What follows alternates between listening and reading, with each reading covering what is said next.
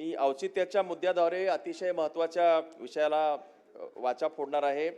महाराष्ट्र शासनाने मागील त्याला सौर ऊर्जा पंप देण्याची घोषणा जाहीर केलेली आहे। अध्यक्ष महोदय, 2.5 एकर पर्यंत ज्यांची शेती आहे त्यांना 3 HP चा पंप, 5 एकर पर्यंत जर असेल तर त्यांना 5 HP चा आणि 5 एकर पेक्षा वरती ज्याची जमीन आहे त्यांना 7 HP चा पंप देण्यात येतो।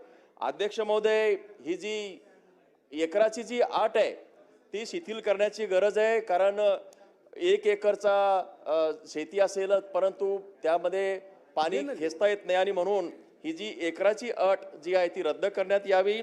तसेच सोलार पंपामुळे दूरवरून ज्या ठिकाणी पाणी आणतो, नदीवरून, धरणावरून, जे काही 500 मीटरपेक्षा जास्त पाईपलाईन असते त्या ठिकाणाहून आपण जी काही पाईपलाईन जी काही करतो, सोलार पंप मध्ये ती शक्ती नसते आणि त्या ठिकाणी म्हणून सोलार पंप ऐवजी नवीन वीज जोडणी रीतसरपणाने करण्याची आवश्यकता आहे।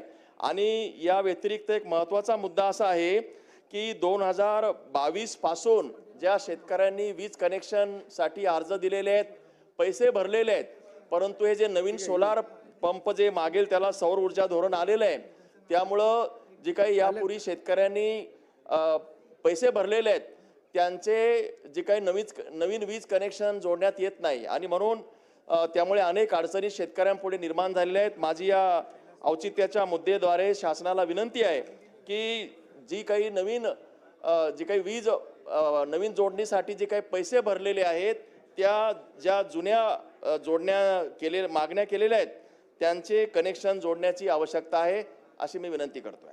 श्री आदित्य ठाकरे।